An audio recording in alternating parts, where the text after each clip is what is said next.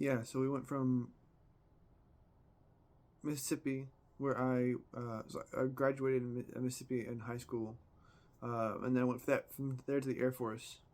Um, my whole goal with the Air Force was to travel, but ironically, I did more traveling before, and I've done way more traveling since I was in the Air Force, but not while in. When I was, you went to go base when I went to basic training. Everybody in the Air Force goes to San Antonio, and then from San Antonio you do all the stuff that you're supposed to do, and then for basic training, and then you get your job, and then you get sent to your tech school, which is like the equivalent of AIT for people in the Army. Um, so going from basic training to tech school, I went from San Antonio to Goodfellow, which are both um, San Antonio and San Angelo. So Lackland and San Angelo, which are just not that far away from each other, both in Texas. And then I was like, okay, cool. Now I'm gonna get to travel because I did pretty good on the ASVAB, pretty modest. Not, I met a guy a couple days ago who got a 98 on the ASVAB, which is insane. My somebody I know has got a perfect score apparently on the ASVAB. Um, I did pretty modest. I did a measly 91. But my brother, he did awesome too. I think he did like a probably 91 as well, something around that line. Um, but I remember him and I being pretty competitive about that. So it was either he got a 91 and I got a 91 too, or he got a 90. And it was one of the things I maybe might have been a jerk about when I was younger. Got a little bit too proud about if it's only 1 point. And then my buddy, well, an ex friend of mine, mentioned that they're like a perfect score, which I think is only which is a 99. I don't think there's a way to get 100 on an ASVAB, but I think they got like a 99, which is crazy. And then just like 2 years ago, when I was stopping to get my tire fixed, I met a guy who said he got a 98 on the ASVAB, which is so I was like, that's I was like, wow, yeah, basically perfect score. Um, but funnily enough, the area that I got the highest, so it averages out to a 90. There was like for me it was a 91, but averages out across like 4 or 5 different. It's like between 4 and 6 different like categories. I think it was like 4, but one of them was like engineering and like 3D models, and it was like mechanical stuff, like from looking at a picture and understanding it, and then being given word problems, or having to solve a mechanical problem. Though I think I got like a 98 or 99 on that section. So like I think I got nearly perfect on that section.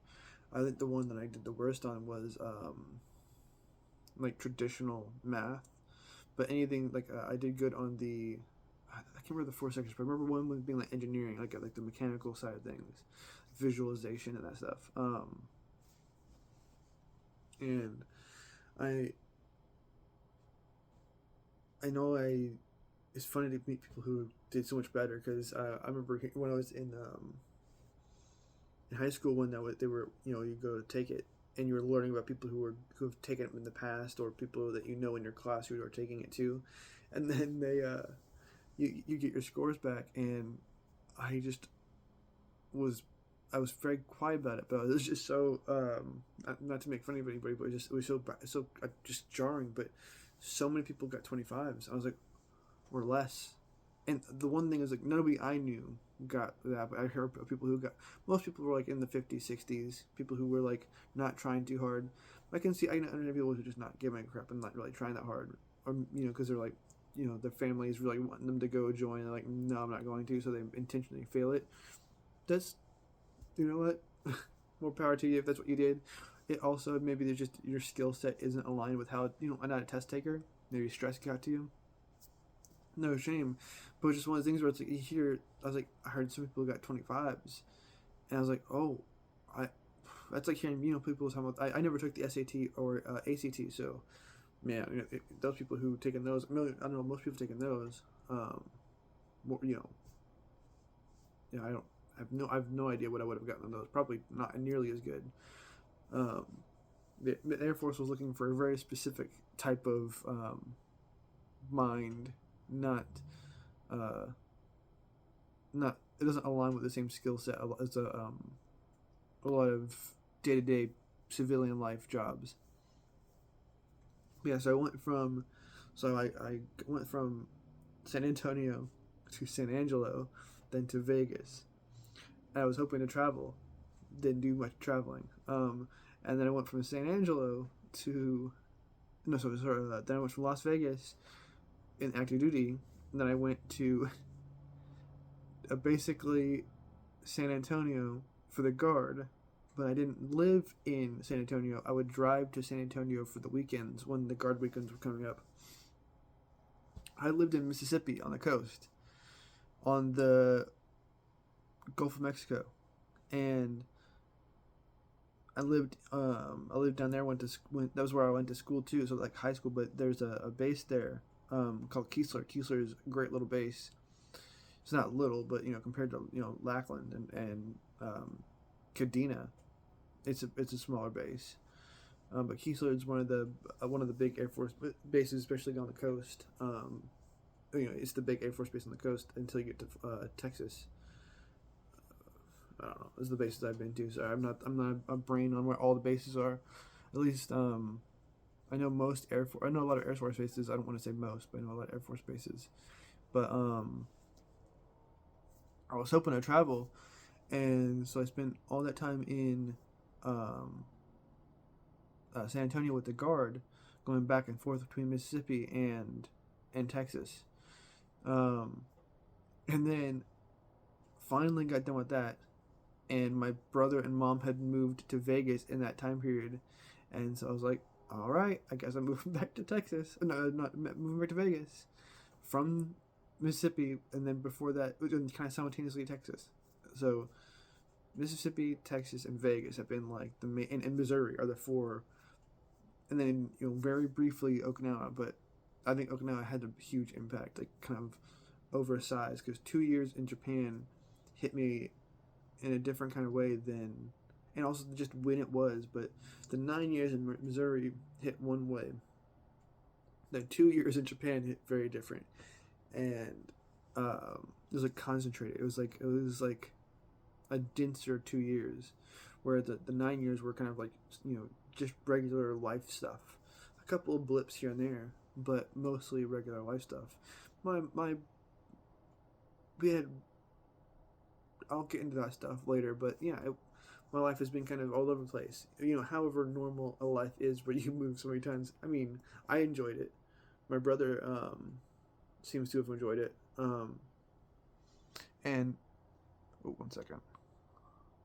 Had an audiobook in my headphones and I didn't realize I could listen to it while talking. Did not mean to do that. But yeah, so it's funny how we all went to Vegas, and I lived there for 3 years until basically last month. Well, this month, I just kind of dissolved my life and hit the road. I am gonna be doing that for a while. I'm gonna be traveling. My goal is to do do videos, do posts on the social media, do Instagram stuff, do art, make content for my own edification. I want to tell stories and express myself and get better at speaking and just practicing skills I want to get good at, but doing it in a public way, make it like a portfolio. That starts with what I am naturally currently good at, the most comfortable with.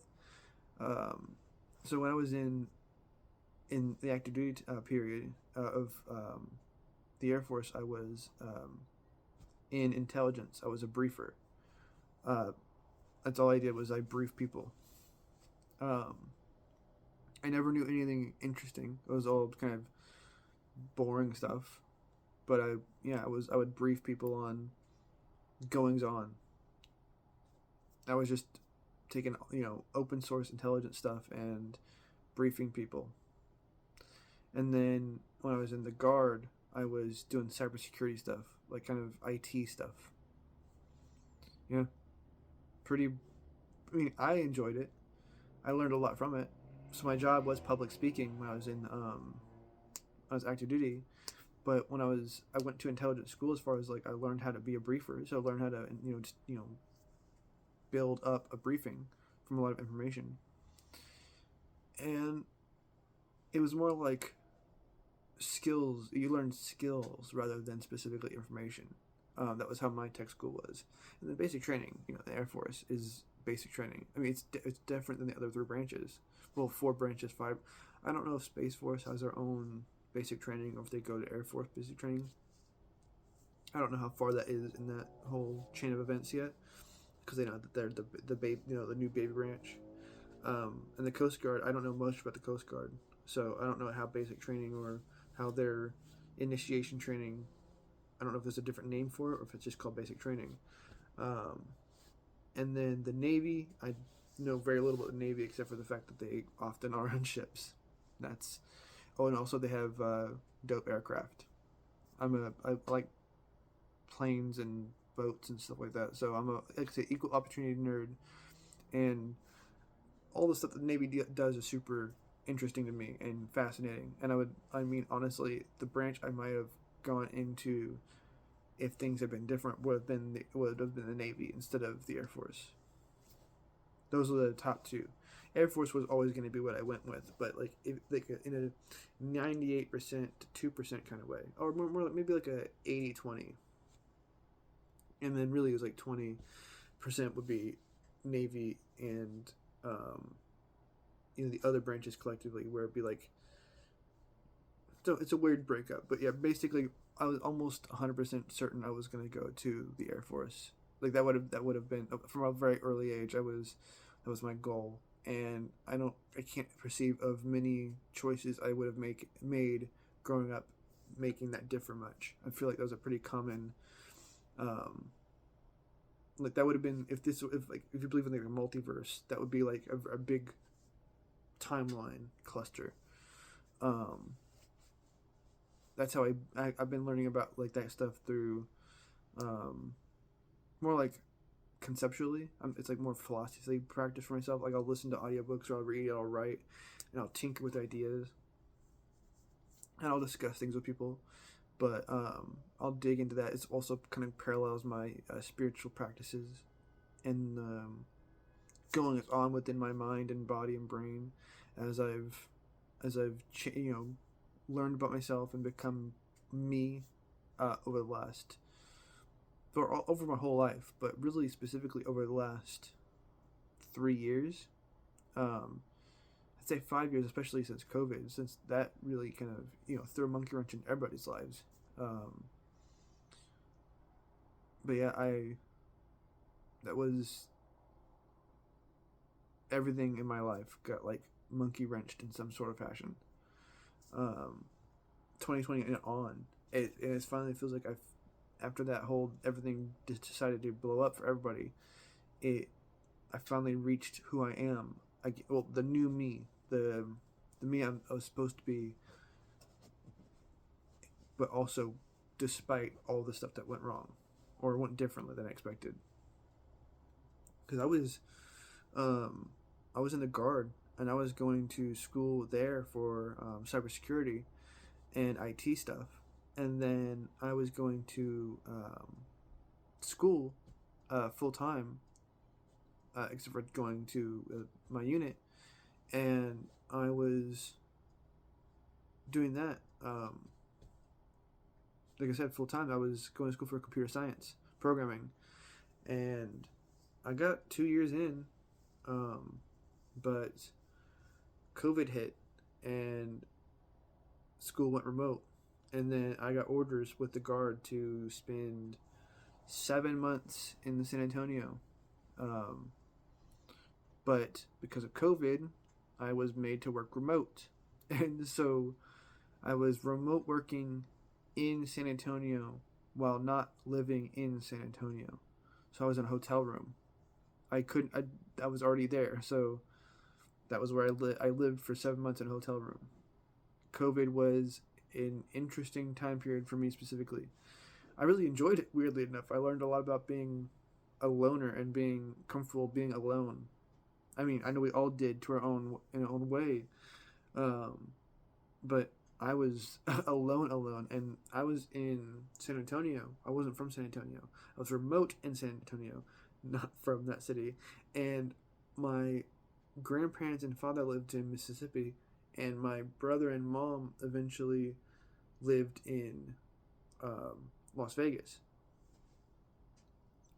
And while I was in San Antonio with the guard, remote working in San Antonio, and they had moved to Vegas, my mom's husband was a terrible person and broke my mom's heart and treated her terribly and left. I won't go into details with that right now, but basically ruined my mom's life. And like blew up that part of our life, and that happened during COVID. So everybody's life got blown up. Then my mom's and my brother's and his wife's lives got blown up, while I was stuck in Texas. They were in Nevada handling this chaotic situation because they all lived in the same city, and that ruined our lives. Like, so COVID, then this, back to back.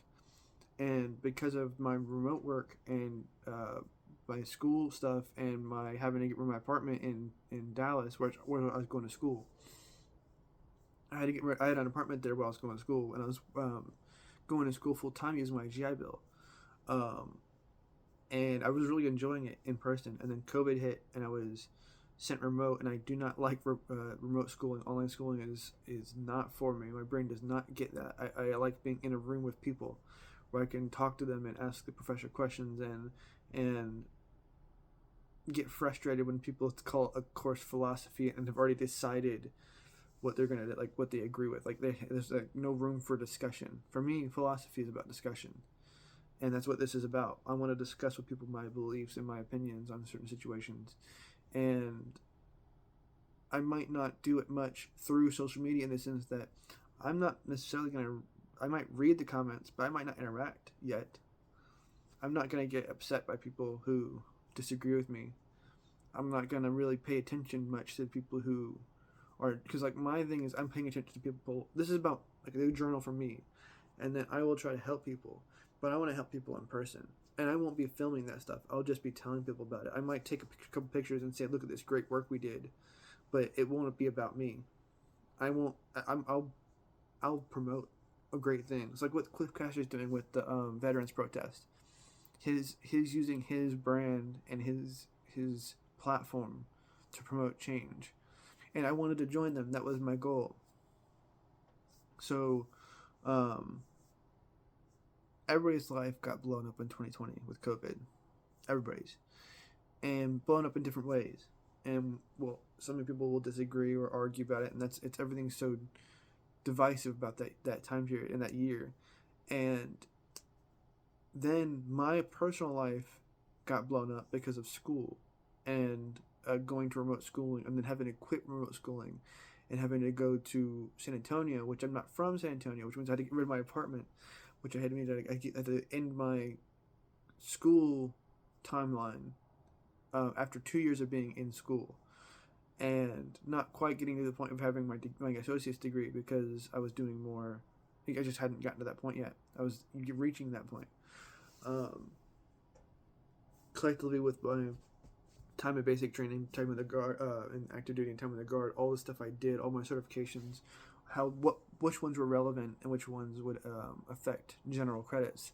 They were used as necessary to fill out my transcript and figure out what amount of schooling I needed for a bachelor's degree. I was working working towards a bachelor's degree in computer science, but then COVID hit.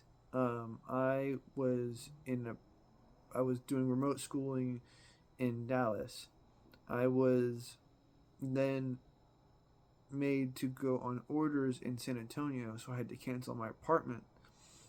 And while I was in San Antonio, I was remote working in San Antonio, um, doing computer science, like IT stuff, remote work. Um, Lots of Zoom meetings and like training because we were all or guard members who were on orders doing training or doing cybersecurity. Just on orders because that's how the guard works. You have some people get called on orders, and I was nearly tasked with going to when I was in the guard, going to the border at one point, which I'm really glad I didn't because I'm glad I'm not in the Air Force anymore. So let's just say that, especially nowadays. But that's not what this video is about. But so my personal life got blown up. I was my progress with school was just cut off, and then nearly simultaneously, my mom's, my brothers, and my sister-in-law's lives got cut off and like blown up because my mom's husband betrayed them and us, betrayed the family, and really hurt everybody, especially my mom. But that's not what this story is about. What this video is about. And then, so that happened while I was in San Antonio. This was happening to them in Las Vegas. So I had to hear about it, and I couldn't help or interact with them or even leave because I was on orders and it was during COVID. So when I was done, I moved to Las Vegas. And when I went to Las Vegas, I didn't have like it was the wrong time for school, so I needed a job, and I couldn't find a job for a bit, but I was able to find a job at Sportsman's Warehouse. But I also had stayed at my so when I was in the guard, I did a whole bunch of odd jobs when I wasn't on orders. So I got done with orders, and then I moved to so we kind of like moved around before we moved to Vegas. But so before I went to on orders, I lived in Mississippi and Louisiana and stuff like that. And then when I was done with active duty and when I was in the guard, I moved around while I was in the guard until COVID hit. So I left active duty in 2016. I was in from 2012 to 2016, so 4 years. And that was in basic training in Lackland, a tech school in San Angelo, Goodfellow. Then I went from Goodfellow to Nellis and Las Vegas, and I went from then I left active duty in 2016. I joined the Air Force in 2012, left active duty in 2016, and then joined the Texas Air National Guard in 2016. And then when I was in Texas, I was stationed. My unit was in San Antonio, but I didn't live in San Antonio. I decided to travel the 9 hours it would take to get from San Antonio to Mississippi. And so I lived on the coast, Mississippi. And I lived down there while I was going to the guard. And so that was from 2016 to 2020. So from 2016, I went to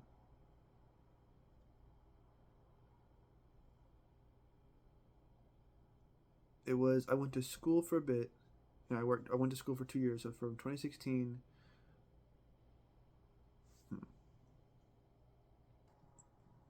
so obviously I'm kind of condensing things down because I don't want to I don't need to go in the nitty gritty. I'm already going pretty high detail, but so yeah, this whole thing where our lives kind of back to back blew up.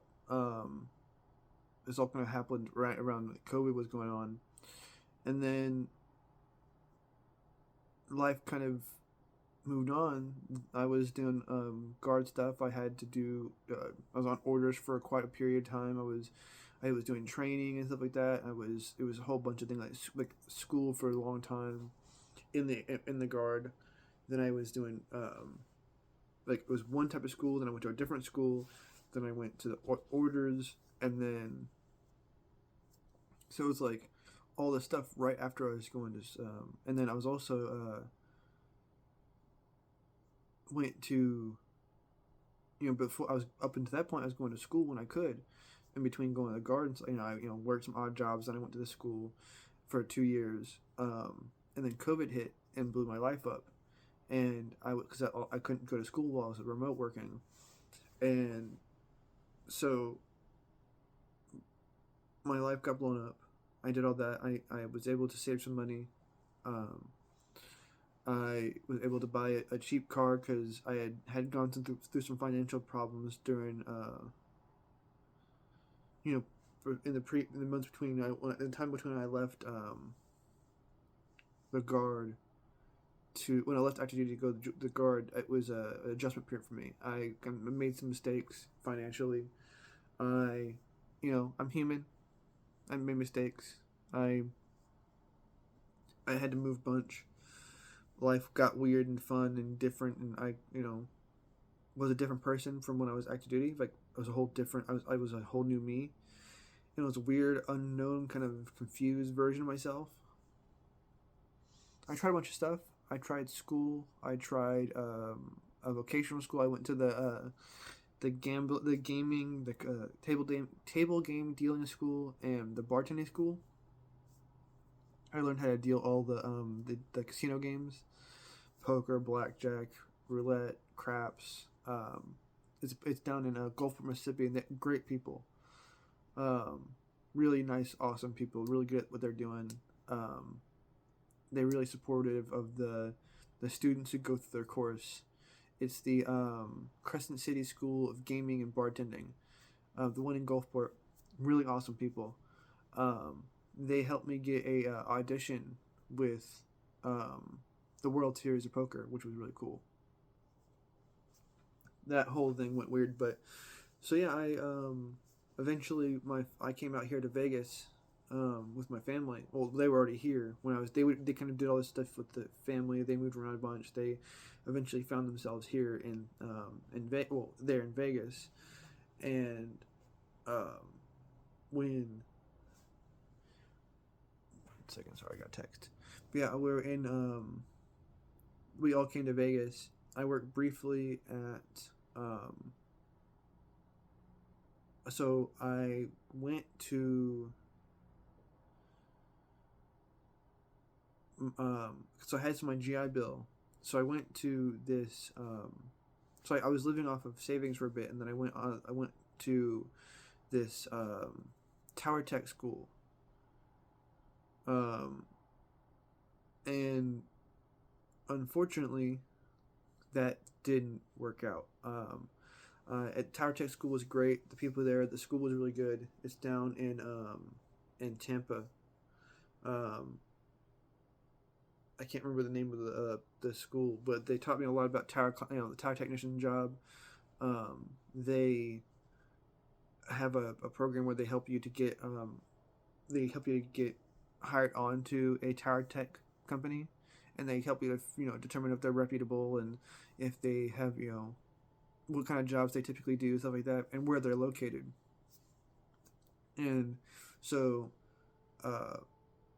went to Tampa, did the school for a month, and then I went back to Vegas, and found out the hard way that I'm afraid of heights. And I didn't realize that when I was in the school because we only went to 100 feet. And then when I went to try to go to during the school, as part of the job, as part of the school, you have to do a mock climb of a 100-foot section of tower. And so I was climbing this 100 foot, and it was my first time doing something like this.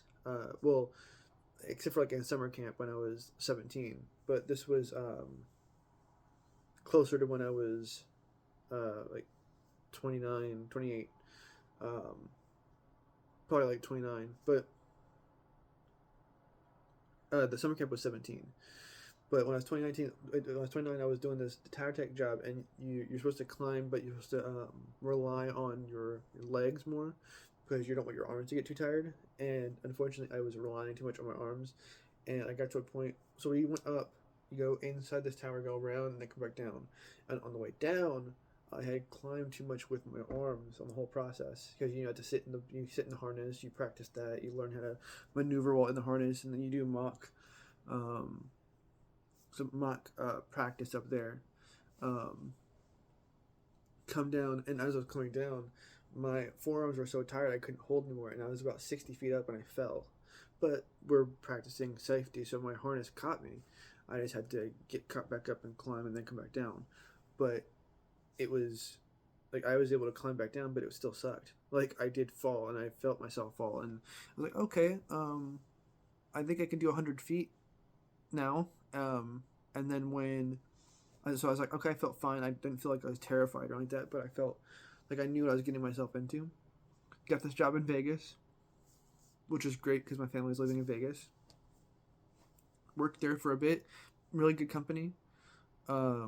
They do good work with tower communication and tower tech people. They have a really like smooth operation. It's called Vinco. It was there in Las Vegas. All the people who worked there were great. They're really professional and they're really understanding. And they tried to work with me, but it was just not compatible with my life at the time, or anymore, or like I thought it would be. But I was working at 100-foot towers using like the cherry picker things or the people movers, just all over Vegas. Did a few jobs, and then they were talking about doing a job outside of Vegas. It was a bit further out, and it was going to be a 400-foot. I think it's called. I can't remember the name of it. It's like the big self-support with the big cables that go from the tower itself all the way to, like, I can't remember suspension. I can't remember the names of these things anymore. It's been a while since I had to think about it, but it was going to be a 400-foot job, and we weren't just like changing out some cables. We were going to have to use the like a winch system to lift a new arm onto this tower, and I was like, I don't think I can do that. And I was just like, oh no, I'm sorry, boss, I can't do this job. And then he's like, unfortunately, if you can't do this job, you can't do the tower tech job because 400 is pretty common, and a lot of our jobs are going to be this way, and you can't just, when you get a job, you do the job. I was like, I understand, no worries. And he said, how about this? We'll put you on the they do the ground crew with like they help install cables on the ground, or they dig or stuff like that. I worked with them some as well. And I was like, no, I'm good. I don't want to dig in the Nevada desert, unfortunately. And also, the pay was worse. I was like, I need better. And my brother, so basically, I went from Sportsman's Warehouse, really great store. I just love outdoor stores, especially when the people there are chill. And one second. Oh, yeah, like the outdoor storage is really good people, and like really like I just like Sportsman's. It's like a mini Bass Pro. Like if you want this, a bunch of the stuff that you have at Bass Pro, but you don't want to deal with Bass Pro, the whole production, then Sportsman's is like a good version of that. I worked there for a bit. How long did I work there? It was over a year. Maybe up to almost 2 years. Probably like a year and a half. Yeah, I think I hit my year mark at Sportsman's, and they were really good people. Really liked the store, but I needed more money, and so that was when I went to the Tower Tech job. And then from the Tower Tech job, when I couldn't hack it with the heights, my brother was working at a dispensary, and so I decided, I was like, hey, how can I work? How would I work that? And he helped me get the job, and he went and did his thing, which again, his business. But he helped me get a job at a dispensary in Vegas, and I worked there for 2 years. Um, I really enjoyed my time at the dispensary, but I was tired. I was done. I really wanted to. Part of me really wanted to go on a trip like this, to just disappear. Um, and originally my goal, I still want to do it, but one of my original goals was to hike the Appalachian Trail, which I haven't had a chance to do that, but I almost drove it. Not really, but I drove alongside a lot of it. And I'm going to continue up north tomorrow. That's crazy, tomorrow. Yeah, back on the road tomorrow. But I worked in a dispensary for 2 years, and then, well, more than 2 years. And I really changed a lot in the time that I came back to Vegas, because of, when I came back, it was after COVID. So, like, had all, I was doing school, and then COVID hit, and I was doing remote school, and then remote work, and then I came out to Vegas, and it was still where we were all wearing masks. Mask mandates were still going on at the very beginning, and then they kind of wore off. And I was when I started working at Sports Ones, was when I still was, when a lot of people were still wearing masks, and I opted into wearing masks a lot of the time, and then I tried getting other jobs. I eventually got the job at Vinco. I couldn't hack the heights, and then I started working at the dispensary, and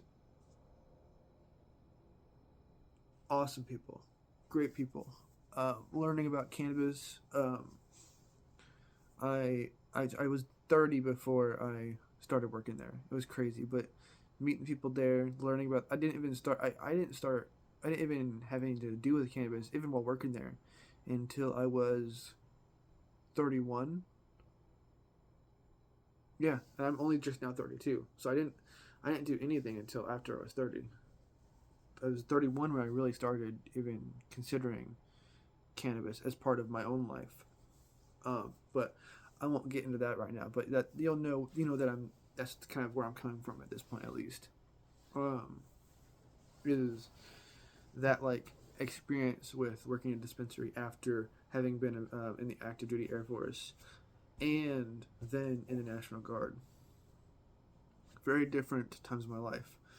And also now I consider myself spiritual, but when I was in Mississippi during high school, I was very deeply ingrained into the Christian church, and was very devout, and was, but I was more the non-denominational kind of Pentecostal, like, um, Lighthouse Church of God kind of Christian, and so was my father. And my mom was a bit more spiritual, and has always been very spiritual, and has gone and kind of developed her spirituality in that direction, rather than through like Christianity, like my father did.